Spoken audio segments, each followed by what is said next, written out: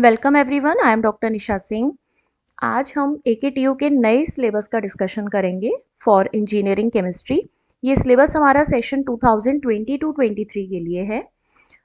इस बार के सिलेबस में देखते हैं हमें इंजीनियरिंग केमिस्ट्री में क्या क्या टॉपिक्स पढ़ने हैं, ऐसे कौन से टॉपिक्स हैं जो नए ऐड हुए हैं, पुराने सिलेबस में नहीं थे, किन के वीडियो लेक्चर्स अवेलेबल हैं और किन के वीडियो लेक्चर्स मैं आगे की वीडियोज़ में शेयर करूँगी।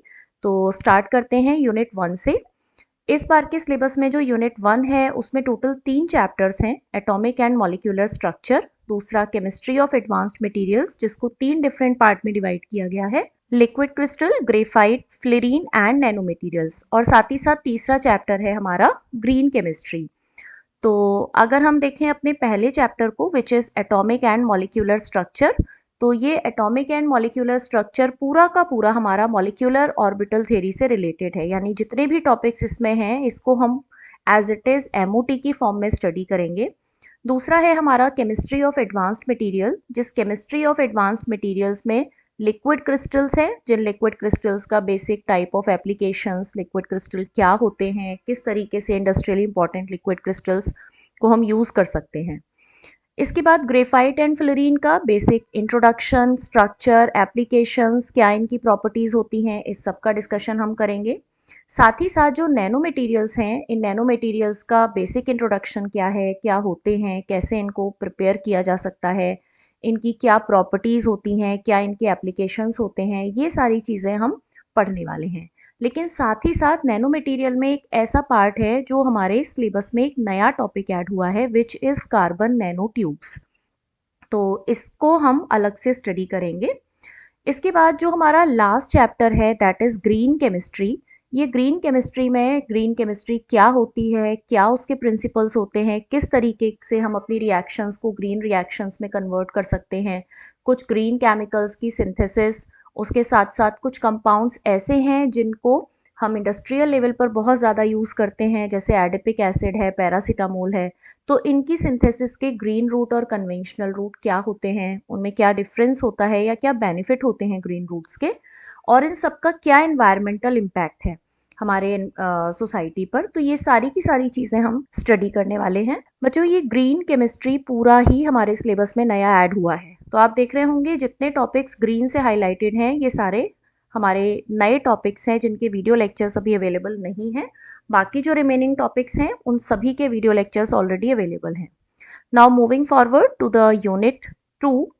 जो सेकेंड यूनिट है ये 2 चैप्टर में से मिलकर बनी है। First one is spectroscopic techniques and applications, जो पहले सिलेबस में भी था ऑलरेडी, और दूसरा चैप्टर है स्टीरियो केमिस्ट्री। स्टीरियो केमिस्ट्री पूरा ही नया चैप्टर ऐड हुआ है जिसमें हम ऑप्टिकल आइसोमेरिज्म पढ़ेंगे, डिफरेंट टाइप ऑफ कंपाउंड्स के अंदर ऑप्टिकल आइसोमेरिज्म क्या होती हैं, कायरल ड्रग्स क्या होती हैं। तो ये सब कुछ हमें पूरा नया स्टडी करना है। और अगर हम अपने फर्स्ट चैप्टर की बात करें, स्पेक्ट्रोस्कोपिक टेक्निक्स एंड एप्लीकेशंस, तो इसमें 2 टॉपिक हमारे पुराने हैं, UV एंड IR स्पेक्ट्रोस्कोपी। लेकिन जो NMR स्पेक्ट्रोस्कोपी और उसकी न्यूमेरिकल प्रॉब्लम्स हैं, ये हमारा पूरा पोर्शन नया ऐड हुआ है। Next is unit number 3। जो यूनिट 3 है इसमें टोटल हमारे 3 चैप्टर्स हैं। पहला चैप्टर है इलेक्ट्रोकेमिस्ट्री एंड बैटरीज, दूसरा है कोरोजन, हालांकि कोरोजन भी हमारी इलेक्ट्रोकेमिस्ट्री से ही रिलेटेड पार्ट है, और next is chemistry of engineering materials. तो स्टार्टिंग से देखते हैं, इसमें जितना भी इलेक्ट्रोकेमिस्ट्री वाला पार्ट है, ये इलेक्ट्रोकेमिस्ट्री वाला पार्ट हमारे पुराने सिलेबस में भी था, जिसमें हम बेसिक कंसेप्ट ऑफ इलेक्ट्रोकेमिस्ट्री क्या होती है, इलेक्ट्रोड पोटेंशियल क्या होता है, इलेक्ट्रिकल डबल लेयर क्या होती है, इस सब की स्टडी करेंगे। इसके साथ साथ जो बैटरीज हैं उनके डिफरेंट टाइप्स और एप्लीकेशंस हमें पढ़ने हैं। इसमें जो प्राइमरी सेल्स यानी ड्राई सेल्स है ये हमारे नए टॉपिक की तरफ कंसिडर होता है, लेकिन जो सेकेंडरी सेल है, सेकेंडरी सेल ऑलरेडी हमारे पुराने सिलेबस में भी था। Next up we have corrosion.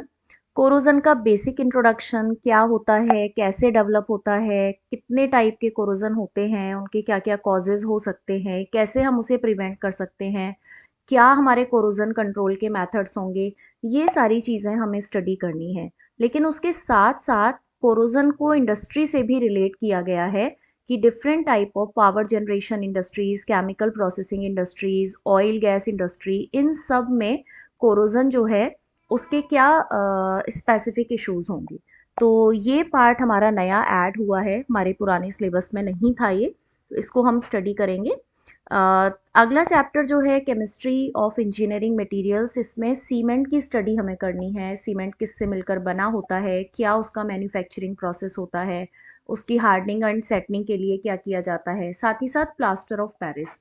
तो आप देख रहे होंगे इसमें भी लगभग 40% पार्ट ऐसा है जो हमारा नया ऐड हुआ है और 60% सिलेबस जो है वो हमारा पुराना है, लास्ट ईयर वाला। तो सभी 60% पार्ट के वीडियो लेक्चर्स अवेलेबल हैं, बाकी रिमेनिंग 40% के हम इसमें ऐड करेंगे।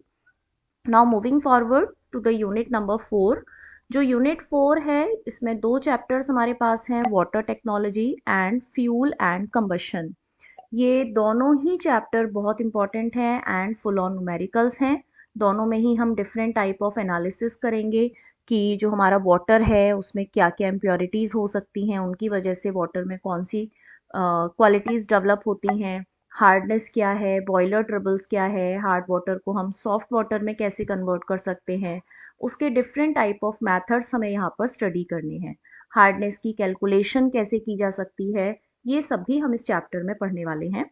इसमें एक नया टॉपिक ऐड हुआ है विच इज़ द एल्कलिनिटी, जो कि हमारे प्रीवियस सिलेबस में नहीं था। तो इस बार के सिलेबस में हम एल्कलिनिटी, उससे रिलेटेड कैलकुलेशन का भी डिस्कस करेंगे और ये पार्ट हम लोग प्रैक्टिकल सिलेबस में भी कवर अप करते हैं।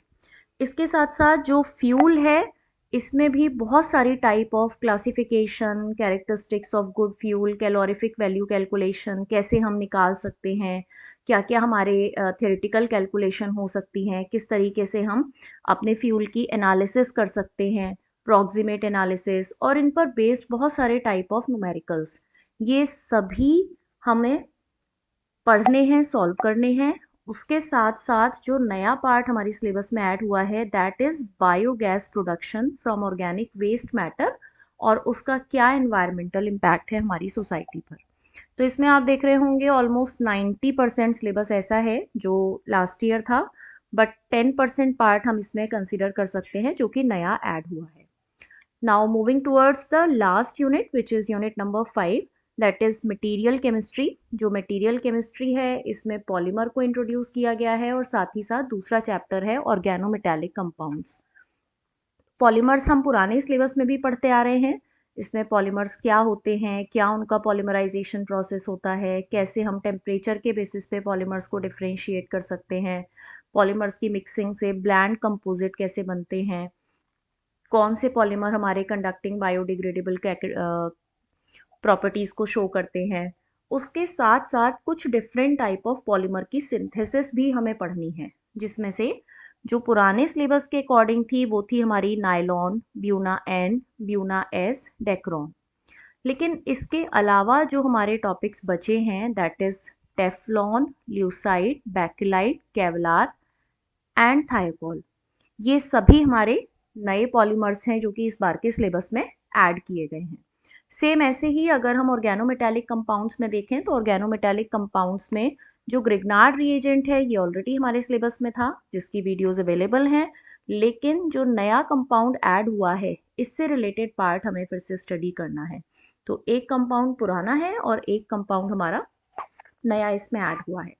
तो ये हमारे टोटल 5 यूनिट का सिलेबस है। जो भी पार्ट ग्रीन से हाईलाइटेड है वो हमारे सारे नए टॉपिक्स हैं, उनको 1 बाय 1 वीडियो लेक्चर की फॉर्म में मैं अपलोड करूँगी। उसके अलावा जो रिमेनिंग टॉपिक्स हैं उनके वीडियो लेक्चर्स ऑलरेडी अवेलेबल हैं, तो you can go through the playlist. साथ ही साथ हम ये भी देख लेते हैं कि इस बार का जो AKTU का इवैल्यूएशन स्कीम है उस इवैल्यूएशन स्कीम में भी कुछ चेंजेस हुए हैं, यानी जो पेपर का पैटर्न और मार्किंग है वो थोड़ी सी चेंज हुई है। तो अगर हम बात करें अपने सब्जेक्ट की जिसका कोड भी चेंज हुआ है दैट इज़ इंजीनियरिंग केमिस्ट्री, इस बार जो सब्जेक्ट कोड है दैट इज़ BAS 102 और 202।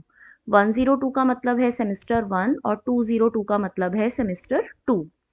जो इंजीनियरिंग केमिस्ट्री है इसको हम इन जनरल दो पार्ट में डिवाइड करके देख सकते हैं अपनी वैल्यूएशन स्कीम के हिसाब से। एक पार्ट होगा हमारा थ्योरी पेपर का और एक पार्ट होगा हमारा प्रैक्टिकल का। जो थ्योरी और प्रैक्टिकल होते हैं ये भी हमारे दो डिफरेंट पार्ट में डिवाइड होते हैं, इंटरनल एंड एक्सटर्नल। एक्सटर्नल यानी हमारा यूनिवर्सिटी एग्जामिनेशन, और इंटरनल जो कॉलेज लेवल पर हमारे क्लास टेस्ट, सेशनल एग्ज़ाम या असाइनमेंट होते हैं उनको हम कंसिडर करते हैं। तो 1 part is internal and 1 is external. और सेम इसी तरीके का पार्ट हमारा प्रैक्टिकल के लिए भी होगा। पहले जो एक्सटर्नल एग्ज़ाम था वो 100 मार्क्स का होता था, लेकिन इस बार से जो एक्सटर्नल एग्ज़ाम है वो हमारा केवल 70 मार्क्स का होगा। और इंटरनल एग्ज़ाम पहले टोटल 50 मार्क्स का वेटेज होता था, इस बार का जो वेटेज है that is only of 30 marks. लेकिन जो प्रैक्टिकल है उस प्रैक्टिकल में इंटरनल और एक्सटर्नल दोनों का ही वेटेज जो है वो इंक्रीज हो गया है। इस बार दोनों जो हैं वो 50-50 मार्क्स के होंगे। सो आई होप आपको सिलेबस का डिस्ट्रीब्यूशन और इवैल्यूएशन स्कीम दोनों ही पार्ट क्लियर हैं। अगर आपकी कोई क्वेरी है तो आप उसको डिस्क्रिप्शन बॉक्स में मेंशन कर सकते हैं। And thank you so much everyone.